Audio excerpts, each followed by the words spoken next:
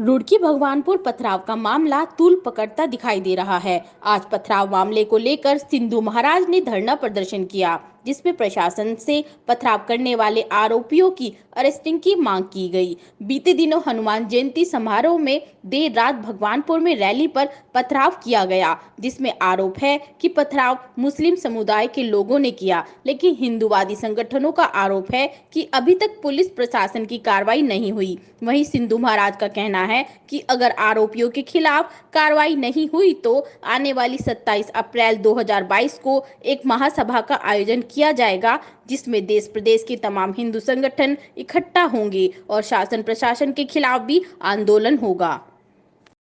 स्वागत है राही न्यूज़ में। और मैं खास जानकारी आपको हमेशा देता हूं, लेकिन आज एक खास जानकारी हम आपको दे रहे हैं भगवानपुर क्षेत्र से, क्योंकि अभी भगवानपुर में जो एक पथराव का मामला सामने आया था, उसमें महाराज जी भी धरने पर थे और महाराज जी ने एक ऐलान किया था कि हम लोग एक महापंचायत का आगाज़ भी करने जा रहे हैं। और महापंचायत कब होने वाली है वो भी महाराज जी से जानकारी ले लें, लेकिन आज हम खास जानकारी आपको इसलिए दे रहे हैं क्योंकि अभी ममता राकेश जो विधायक है भगवानपुर क्षेत्र की, उनके भी पुतले दहन किए गए। स्वामी जी बहुत बहुत स्वागत है आपका राही न्यूज़ में। जी, आज आपने विधायक का भी पुतला दहन किया है, क्या संदेश है जनता के लिए, क्या आक्रोश है आपके दिल में? देखिए, हमारा ये मानना है कि विधायक सबका है जी। जो जीत गया वो सबका है, लेकिन जो ममता राकेश है वहाँ केवल मुस्लिमों के यहाँ गई है।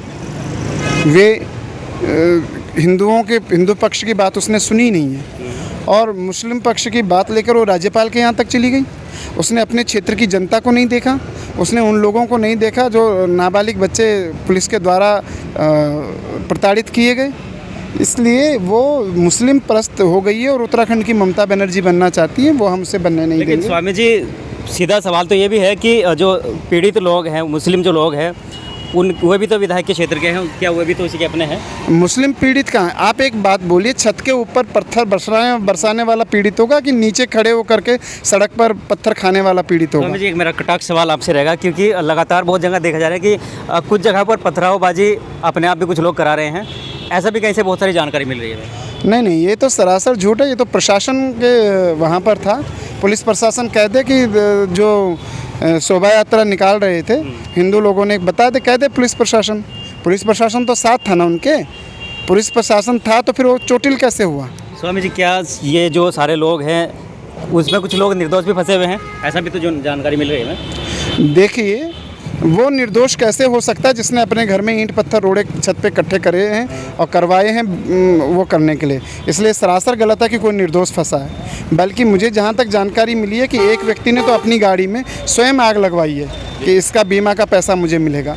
तो इस तरह की हरकतें कर रहे हैं। मेरा नहीं मानना है कि निर्दोष, बल्कि हिंदू पक्ष के लोगों को ज़बरदस्ती पीड़ित किया गया, प्रताड़ित किया जा रहा है। मुस्लिम कोई भी निर्दोष नहीं है। और सबसे बड़ा जो इसमें दोषी है वो मौलवी है जिसने मस्जिद से ऐलान करके सबको अपने यहाँ हथियार लेकर के बुलाया और हमला करने के लिए लोगों को उकसाया जुलूस पर।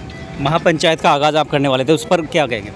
27 तारीख को महापंचायत होगी। यदि प्रशासन ने हमारी बात नहीं मानी और जो वांछित लोग हैं उन्हें गिरफ्तार नहीं किया गया तो निश्चित तौर पर महापंचायत होगी और महापंचायत अपनी आगे की रणनीति तय करेगी। स्वामी जी, अभी जहांगीरपुरी का भी मामला सामने आ रहा है कि बुलडोजर तो वहाँ पे चल चुका है, क्या यहाँ भी ऐसी? देखिए, मेरा मानना होनी चाहिए।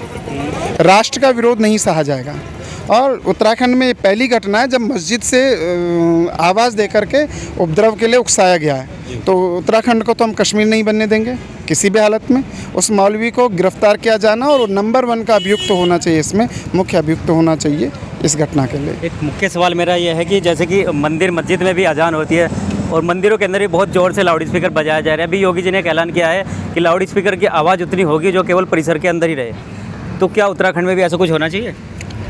आप खुद देखिए, आपको ज़्यादा पता चला है कि मंदिर में ज़्यादा तेज़ बजता है कि मस्जिद में ज़्यादा तेज़ बजता है? मैं तो ये कहूँगा कि दोनों जगह ज़्यादा तेज़ बजता है।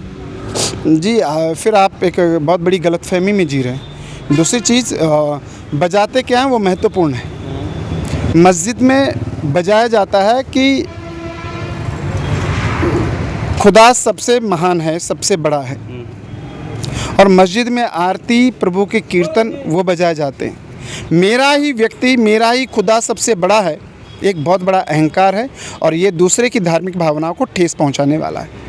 मस्जिद से गलत ऐलान होता है। और मंदिर में उस प्रभु का कीर्तन हो जाता है, उसका गुणगान गाया जाता है। दोनों में अंतर है। बजाय क्या जाते हैं स्वामी जी, ऐसा केवल हिंदूवादी लोग मानते हैं कि मस्जिद के अंदर कुछ गलत शिक्षा दी जाए, लेकिन आज के समय में जो है मंदिर के अंदर भी तलवारबाजी चलानी सिखाई जा रही है। ये आपसे किसने कहा? हम लोग तो पहले से हम देख रहे हैं बिल्कुल लगातार। हाँ, आपने देखा नहीं ना, आप इतिहास पढ़िए। साधुओं का इतिहास है, हमारे यहाँ तो अखाड़े होते थे। हमने तो राज्य की तरफ से युद्ध लड़े हैं। हमने मुगलों को 7 बार, निर्वाणी अखाड़े ने 7 बार मुगलों को हराया। इसलिए जब कुंभ के समय मुगल वहाँ पर जो निर्वाणी अखाड़े के ध्वजा लगती है तो 2 ध्वजाएं चढ़ती हैं, एक जीत की और एक निर्वाणी अखाड़े की। तो हमने कई बार जीता। ये तो सबसे पहले इतिहास को पता होना चाहिए कि साधुओं ने तो पहले से ही युद्ध लड़ा है इस देश के, इस राष्ट्र के लिए। ये आज कोई नई बात नहीं है। रही बात मस्जिद की, तो मस्जिद में आप राष्ट्र की बात सिखाइए ना। मस्जिद में आप राष्ट्रगान नहीं बोलते हैं, मस्जिद में आप वंदे मातरम नहीं बोल सकते हैं, मस्जिद में आप भारत माता की जय नहीं बोल सकते हैं। मस्जिदों के सैकड़ों वीडियोस मैं आपको दिखा दूंगा जहां पाकिस्तान जिंदाबाद के नारे लगते हैं। ऐसे लोगों पर दिखाया जा रहा है, मारपीट के वीडियो भी सामने आ रहे हैं कि ज़बरदस्ती किसी को कुटपीट कर बोलते हैं कि जय श्री राम बोल, जय श्री राम बोलो। क्या ये सही हो रहा है? देखो, राम के देश में जय श्री राम बोलने में अगर जिसे परेशानी है तो उसे वहाँ चले जाना जहाँ राम का नाम नहीं लिया जाता है। चले जाना चाहिए। वो क्यों रह रहा है राम के देश में?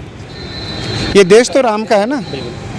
राम का देश में जय श्री राम बोलने में दिक्कत क्यों? उत्तर प्रदेश की, उत्तराखंड की, यहाँ पर भी भाजपा की भगवा सरकार है, लेकिन भगवा सरकार में भी क्या निर्णय लेने में इतना असमर्थ, इतना विलम्ब हो रहा है? निर्णय लेने में विलम्ब नहीं हो रहा, प्रशासन की रिपोर्टिंग में गड़बड़ी हो रही है। प्रशासन सही रिपोर्ट नहीं भेज रहा है। निर्णय तो सही हो रहे हैं, प्रशासन रिपोर्ट सही नहीं भेज रहा है। महापंचायत का आयोजन बिल्कुल तय है। हाँ, महापंचायत तय है अगर प्रशासन ने हमारी पूरी मांगों को नहीं माना। की बहुत सारी टीम मौजूद थी भगवानपुर में, क्या उन्होंने आश्वासन दिया है? बिल्कुल, सीओ साहब ने कहा कि हम 7 दिन के अंदर सभी वांछित अधिकारियों को उसमें गिरफ्त मिलेंगे। और हमारे पास सैकड़ों गवाह ऐसे हैं जिन्होंने कि ये सब सुना है, कुछ वीडियोस हैं, वो सब सीओ साहब को दे दी गई हैं। और जो भी इस तरह का कार्य करेगा उसको निश्चित तौर पर भारत के संविधान के अनुसार उसको सज़ा होनी चाहिए। हमने एक बात कहते हैं, आम मुसलमान अगर कोई कार्य कर रहा है तो उससे कोई परेशानी नहीं है, लेकिन जो इस राष्ट्र के खिलाफ और इस क्षेत्र में भावनाएं भड़काने का काम करेगा वो नहीं चलेगा। मस्जिद से अगर इस बात का ऐलान किया जाता है कि आकर के हमलों पे शोभा यात्रा पर हमला करो, जुलूस पर हमला करो, तो वो सरासर गलत है। और ऐसे लोगों का अगर मंदिर से भी कभी आपने सुना कि मंदिर से ऐसे आवाज़ें आई हों? मंदिरों से कभी ऐसा ऐलान हुआ? मंदिरों से आज तक ऐलान नहीं हुआ। आपने ईश्वर अल्लाह तेरो नाम कई बार सुन लिया, लेकिन मंदिर में सुना, कभी मस्जिद में सुना? आपको कम से कम 50 उदाहरण मैं दे दूंगा जहां महात्माओं ने अपने आश्रमों के द्वार खोले मुसलमानों के लिए पूजा करने के, वो क्या बोलते हैं, नमाज के लिए। आपने एक भी बता दीजिए किसी ने मस्जिद खोली हो दुर्गा नवमी में आरती के लिए? मीठा पानी शरबत भी पिला रहे। मैंने आपको कहा किसी मस्जिद में दुर्गा स्थापना हुई नवरात्रों में? आपकी नज़र में कोई ऐसा है? आप उत्तर दीजिए। नहीं, वो तो मुस्लिम धर्म की मस्जिद होगी, तो वो हिंदू की पूजा कैसे करेंगे? हाँ, तो हिंदू धर्म के लोगों ने बड़ा दिल दिखाते जब उन्हें नमाज पढ़वाई। ये आपको खबर है, कई मंदिरों में मैं आपको इसके वीडियोस दूं। जब हमने अपने धर्म स्थलों के द्वार उनके लिए खोले तो उन्होंने क्यों नहीं खोले? क्या सदा संहिता केवल एक तरफ से चलेगी, दूसरी तरफ से नहीं? क्या केवल हमारे दरवाजे खुले मंदिरों के नमाज पढ़ने के लिए? उनके दरवाजे क्यों नहीं खुले नवरात्रि में दुर्गा स्थापना के लिए? ये वहाँ के लोगों की सदा संहिता थी, लेकिन सदा संहिता को कमजोरी नहीं मानना चाहिए। सदा संहिता अलग है और कमजोरी नहीं है, क्योंकि भारत में जितनी जातियां हैं हिंदुओं की, वो सारी की सारी योद्धाओं की संतान है जिन्होंने अपना धर्म कभी नहीं छोड़ा। नहीं मानते कि इसमें क्या सरकार विपक्षी खेल रही है? नहीं, इसमें सरकार नहीं, इसमें सबसे पहले तो तबलीगी जमात दोषी है, दूसरी मस्जिद के वो मौलवी दोषी हैं जो इस तरह की बातें करते हैं। जैसे कि एक उदाहरण डाडा जलालपुर का है, उस मस्जिद से जो वहाँ से वो ऐलान हुआ, वो मौलवी सबसे पहले दोषी है। यदि मैं भी अपने आश्रम से ऐसा ऐलान करूं कि सब लोग अपने घरों से तलवार, बंदूकें, कुलचे लेकर के आकर मुसलमानों को मारो, तो फिर मैं भी गलत हूं। बिल्कुल सही बात है, ठीक है ना? मैंने नहीं कहा, मैं आपको फिर कह रहा हूँ, है ना, हम किसी मुसलमान के खिलाफ नहीं हैं, हम किसी मुसलमान के खिलाफ नहीं हैं, हम उस व्यक्ति के खिलाफ हैं जो इस देश के विरोध में जीता, जो भारत का खाता है और गीत पाकिस्तान के गाता है, जो यहाँ पर इमाम मुस्तफ़ा की सरकार लाना चाहता है। ये देश बाबा साहब अम्बेडकर के द्वारा लिखित भारत के संविधान में विश्वास रखता है, उसमें आस्था रखता है। यहाँ कभी इमाम मुस्तफ़ा की सरकार नहीं आने वाली। जी। तो स्वामी जी, क्या अब अखंड भारत बनने जा रहा है? अरे पहले इस भारत को खंड खंड होने से बचा लो। ये जिहादी मानसिकता के लोग जो हैं सही कह रहे हैं। दूसरी बातें तो बाद में करेंगे। जी। पहले तो ये जो जिहादी मानसिकता के लोग आए हैं, जिन्होंने कुरान के खिलाफ काम किया है। कुरान कहती है तुम दूसरे की ज़मीन पर कब्जा करोगे तो क़यामत के दिन तुम्हारे गले में वो ज़मीन सांप बनाकर लटका दी जाएगी। लेकिन आज आप मेरे साथ चलिए, मैं आपको 500 घर तो अपने गांव में बता दूं जिन्होंने सरकारी ज़मीनों पर कब्जा किया हुआ है। जी। तो क्या वो कुरान के मानने वाले हैं? नहीं है। कुरान में हराम खाने की बिल्कुल इजाज़त नहीं है। लेकिन जितने भी खनन के गलत काम, सरकार से चोरी का काम जो कर रहे हैं, सारे के सारे मुसलमान हैं 99.99%। क्या वो हराम का नहीं है? तो क्या वो सरकार की दृष्टि में नहीं है? शासन प्रशासन एक अलग विषय है। आप ईमान की बात कीजिए ना।